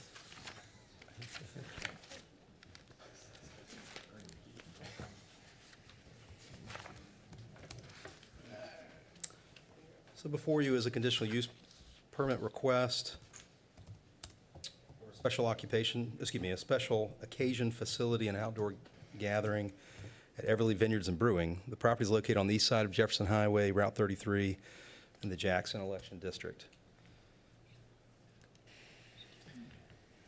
There are two parcels involved in the subject property. You can see the size of them. The smaller of the two is, or the larger of the two, which is the primary area used by the vineyards and the brewing company with their main facility is 121 acres, and the smaller of the two, which is their main access point, traverses the 10.2 acres. The subject property is zoned agricultural A1. Surrounding properties in the area are zoned A1 and A2. And then nearby, kind of the anomaly, is the industrial property I&D, which is where Rappahannock Electric Co-op has their service facility. The applicants request conditional use permit to host special occasions and outdoor gatherings at Everly Vineyards and Brewing. The applicant's request includes conditions offered by the applicant and listed in summary here aim not to diminish the surrounding area's rural character. The subject property is not located within any of the designated growth areas, and the focus on establishing businesses, the focus in the comprehensive plan on establishing businesses should be limited to those land uses and development that preserve the rural character in this area. Again, just in summary, and we have some specific conditions as in the other case. Plans to host special events, including weddings, concerts, craft fairs, car shows, and other events. Maximum of 15 weddings per year, maximum of 30 outside gatherings per year with amplified music. The events, all events will end by 9:45. Maximum capacity will be 500 people. The venue facility is buffered from neighboring properties. Due to the size of the parcels, ample areas to provide adequate parking are provided. The second entrance, which is not open to the public and is already existing, can be used in emergency situations if necessary. Looking into the subject property, I'm going to look in the aerial to the right side, and you can see parcel 28, again, the smaller of the two, has a house pretty much directly across the street at the midpoint. If you come down toward the bottom, you'll see a grassy field and the point of access. At the point of access, you can see, really about the only time you'll see this exact view is when you're lined up to go directly into the property. This is a gravel drive that runs back to the building area and the event venue space. What you will also see in this photograph is the area that has recently been improved by the owner with a commercial grade entrance. It's a low volume commercial grade paved entrance. The vegetation you see in the distance is the beginning of the tree line, just past the grassy field. Let me just make sure this is true. Did you have your drone footage inside your presentation? Is that correct? Okay, all right. Thank you. The applicant will show a drone flyover in their presentation that illustrates the tree coverage that's in place, and that'll do a much better job even than the aerial photograph.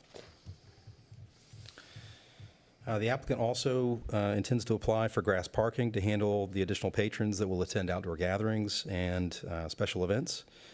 As you know, this is an administrative process that will be handled by staff together with the applicant.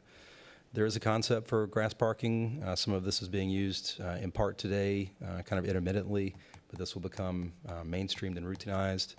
And so you can see that concept in plan here. For 4 areas of grass parking, 2 closer to the building on the right-hand side of the screen, and 2 further away, which are labeled grass parking 3, which are up near the entrance. There was a neighborhood meeting on this request, as described in the staff report. There were no attendees at the neighborhood meeting. There are a number of letters from adjoining neighbors, as well as from the county's Parks, Recreation, and Tourism Director about the suitability of the property for these kind of uses as proposed. With the information provided, along with letters of support from neighbors and the consulting comments from local and state agencies, Planning Commission staff recommend approval of the conditional use permit with 12 conditions, those listed in the staff report. Again, I'll just outline them, and if you want to go through them in detail, we can do that if you wish to call those out. But number 1, a contact for complaints. Number 2, lighting. Number 3, capacity. Number 4, numbers of events per year. Number 5, the event hours of operation. Number 6, noise. Number 7, safety. Number 8, buffers. Number 9, approvals from state agencies. 10, land disturbance. And 11 and 12, inspections and violations. If you have any questions for me, I'm happy to answer those. Mr. Brown. Gillespie, just a question. Yes, sir. On number 7, have Parks and Rec had a real good program this summer where they had Fridays after 5 at a couple of the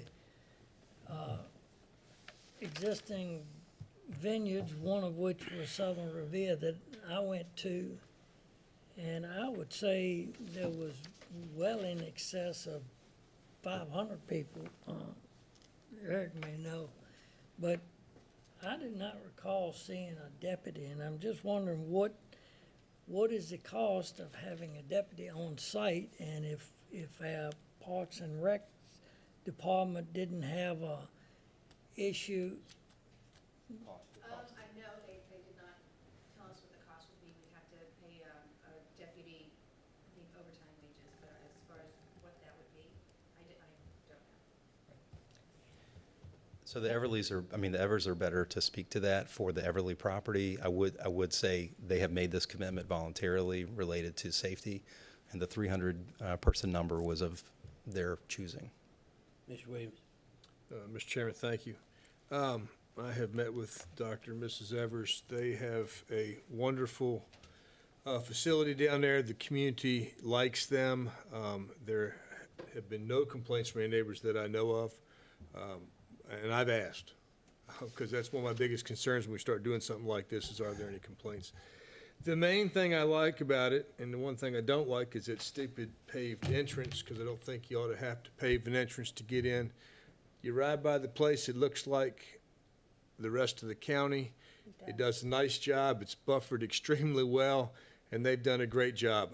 I'm concerned that we're going to apply for grass parking. That makes it sound like that could be denied. I would be hopeful that is not the case. I'm a large advocate for grass parking and not gravel.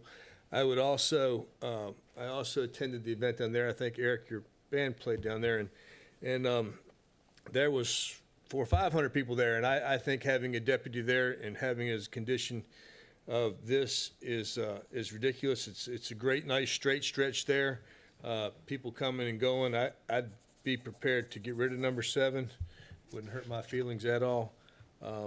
I just want to commend them on the good job they've done and will continue to do with the community as well, because I know they are involved with the community, and being attentive to the community's needs are important to the Evers. And I just wanted to say that I intend to fully support this and look for brevity in any other presentations that may or may not be coming. Mr. Brown. In reading through the packet here and the response from Mr. LeBeau, it sounds like to me that the VDOT entrance, as far as that land disturbance is done, I think that's already taken care of. It is. They finished it. It is. I just think it's ridiculous to have to pave. There's no reason they could not have had a gravel entrance there, none at all, other than it's a silly VDOT requirement. And I don't want to get on my VDOT soapbox here tonight, but I think it's just utterly ridiculous. Well, what I was getting at, is there a need for that number 10 in there as well as number 7? You talking about number 9? Number 9 and 10? Number 10 was the one with the land disturbance and the pavement and stuff, Well, number 9 also mentions the VDOT. right? I'd be happy to take VDOT out of there, out of That's what I'm 9. saying, 9, 10. And I'd be happy to strike 10 as well. We get this thing cut right on down for you, Mr. Barlow. Anything else you want to chop out of it tonight? I'm looking here now. I'm good for brevity. You all don't bring up anything about boat speeds. I have a question for you, and I've heard the brevity thing, but just out of curiosity, on number 3, it says maximum capacity shall not exceed 500 attendees per event except weddings, which will have a maximum capacity of 120. I struggle with that one too. Why Why is that? Why? The 500 number comes from code, so that's Understand the Okay, 500. right. What's let's the go to the 120 come from? 120. Where's the 120? Yeah, the 120 was proffered by the applicant, so they were, similar to the speed in the cove. Do They you not were- want to have more than 120? It would be an interesting venue to have more than 120. But you would control that yourself. Would you want to would you want to limit it here in the? No, I don't want to limit it. No. I would scratch the second half. Give of us a 3. minute, and we're gonna give you a really small document, it looks like, so. We're taking it. We'll scratch it, and 500 is where the code draws the limit, right? Correct. We'll let them decide where the other limits need to be drawn. I've seen 400 or 500 people there with the Louisa County Parks and Rec thing. Well, since we're on this, and maybe they proffered it trying to be extra good neighbors, let's go to number 4. It limits, 120 out there as well. yeah, the 120 there. And then the 15 weddings and 30 events. Did they voluntarily proffer that, or did the Yes, sir. planning commission? No, sir, that's voluntarily proffered. Were you just doing that to try to be a good neighbor? Or, I mean, We understand that. come to the mic. I mean, we shouldn't do it this way. In lieu of your presentation, come to the microphone. Yeah. As I told somebody a meeting ago, read the room. Ask them to introduce themselves. Yeah, introduce yourselves and just say that we have it on the record. My name is Barbara Evers. This is my husband, Dr. Joe Evers. We've owned the property since 14. We've put the first vines in 15. We put those stipulations on because we understand it's a rural community and people moved out to the country for a reason, and we did not want to disturb them as some of these events could. So we put stipulations on how many we would like to have, the number of people that we would have at the venue at any one time. like Mr. Gillespie said, it's a very large piece of property, and we have very large buffers all the way around us. So there's no light issues, there's amplified music you're going to hear, which is why we said that nothing will be done after 9:45. But we put those in thinking that it would be something that would be a little more attractive to make sure that we did get approval for something. Well, the only thing I would say to you, and of course, you can do what you want, is, if we approve this evening, which it sounds like it's unattractive for approval, that's still all the land. So in order to change that, you'd have to come back to another board, you'd have to go back through this entire process. This would be the time to say, and I do think there should be limits, right? But this would be the time to say, if you wanted to talk about something different or not Well, then, different. if that's the case, then I would like to say that we would have no more than 24 weddings in the year, so it would go to a month on average. How about if you just went to no more than 30 events per year? If that would be inside and outside, that might be, Well, we the were 30 thinking the are weddings outside. would be more of an inside Okay, Thing. so no more than 24 weddings? or celebrations, I suppose, might be And no better. more than, so a wedding would be inside? Most of the weddings that we were envisioning would be within the building. We don't anticipate putting tents up on the property for that But sort when of you're thing. normally open on the weekend, that's not considered an event, right? No, I'm talking about a big celebration. Someone would have to pay to rent out the facility versus just normal The business. difference between an event and a wedding then, per se? For us, an event would be more of like a band or a car show, craft fair. Under 15 and 30, are you envisioning that's 45? Yeah. Okay. How about the no more than 45 events per year? I mean, that's one on Saturday, one on Sunday? What? I've got a question. Yes. Ms. Gillespie, there's another event, special event, they do a lot of weddings about, a mile and a half down the road Not from even, this one? How many events did we approve for them, do you know? I'm afraid I do not know, but I can look I'm just that up. saying, maybe it should be Yeah. consistent here or You know, something. It will take about 10 minutes to look that up, but I can look that up. I mean, if the rest of the board think that's important, I just, I'm not familiar It with the doesn't bother me, detail. we probably approve what they asked for. Well, the only thing I would say when she was talking about 24 weddings, and Okay. they do events differently. It's probably good to keep them separate. That's how if this stays with the land, is that right, Mr. Gillespie? If they stop owning it, it stays with the land? The way it's written, it stays with the land. Yeah, so I don't know how you differentiate between a wedding and an event. I understand how they differentiate for it, but if I'm the next owner down the road and I'm saying, well, I get 24 weddings and 30 events, I get 54 shots at the apple, why don't we just call them all events and be done? Doesn't that make more sense? I mean, it works either way. So what's your total? 54? I don't know, that's, what's a good total? Yeah, 54 would be lovely. Perfect. 54. Because you could have one on Saturday, one on Sunday, and one on Friday, so you could have 3 in a weekend. I would shoot myself, but yeah, we could. Right? I have a question. When we Mrs. look, Jones. when we look at number 5, and you have all events will conclude by 9:45, how did you come up with that? Is that a standard time? Because I know where I live in the county, we are near Spring Creek, which has their loud music going on well past 9:45, and we just live with it and know that it happens, and they're bands. Again, we are very cognizant of why people have moved out to the county, and we don't want to upset anyone. Our neighbors, one right now has a young family. The gentleman in front of us is retired. I'm not too worried about the people behind us because they really don't hear much, but those two families are the ones that we are most concerned about, and there's absolutely no reason that we can't stop at 9:45. And Yeah, but I'm just saying, why limit? I understand, and I thank you for being so fabulous. My family has a large farm that borders a facility that stops their music at midnight. yeah, An no. event facility, and that's a little bit crazy in their county. But okay, I mean, if you're fine with 9:45, I just feel like okay. for an outside event, we're fine with that. Yeah, it's dark, it's late. There's no need, but I appreciate that, though. Thank you. Does that say outside? Public hearing. Yeah. Well, it says all events would It conclude. says if you all were- events, so So if you're hosting an inside event, would you want that to go Well, a a little wedding- longer? Oh, that's true. It's not something, I mean, an indoor event, I wouldn't, we are going to stop our indoor events by 10 o'clock. Well, then let's just change that to 10 o'clock. I and be think so. done. Okay. Round it up to a whole number. Good. yeah. Anything else you want to say? Anybody else? Now, let me ask you a question. I know you came here prepared with a presentation. Did. If you want to give the presentation, that's fine. If you want to read the room, that's fine. You, I'm going to read the room. all right. And assume that So we're good. we do have, again, I think, some questions here that you all have to get to, but we have to go to a public hearing. So thank you very much. Thank you. Appreciate it. I'll now open the public hearing. I don't have any cards. Other than Ms. Hart, is there anybody here that would wish to speak? I didn't even have to look, Ms. Hart. Ms. Hart. Yeah, state your name again.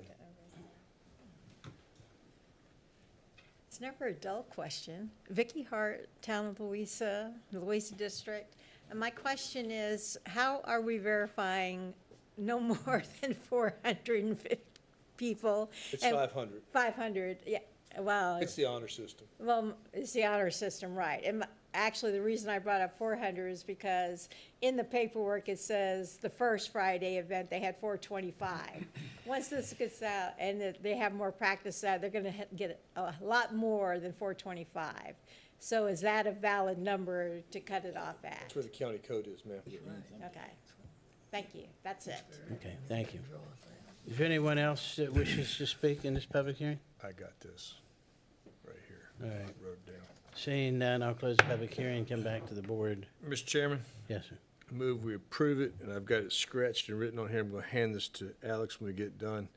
Scratching out in number 3 where it says except weddings which will have a maximum capacity of 120 attendees. Scratching or changing the number to 24 in the, oh no, changing the number to 54 events, scratching out the words then 15 weddings with a maximum capacity of 120 attendees. Number 5, changing it to 10 p.m., deleting number 7, deleting VDOT in number 9, and deleting number 10. Sir. Second. Any discussion? All right, please cast your vote. I don't have anything, Alex. I got to vote. You didn't get your box? Didn't get it. It was intentional. You should read the room, sir. Did he just say that? Did He did, just out say that? loud. Out loud. And where the public can hear it. Sorry. Okay. So it's still not there. Alex will vote for you. Yeah, vote for me, Alex.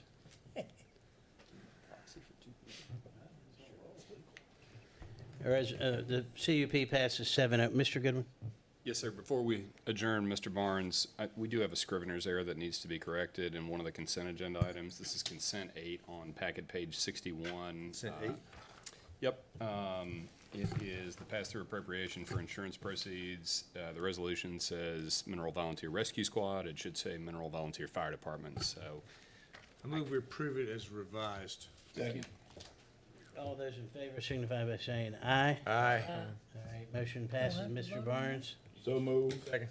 Been properly moved and seconded. We adjourn. All those in favor signify by saying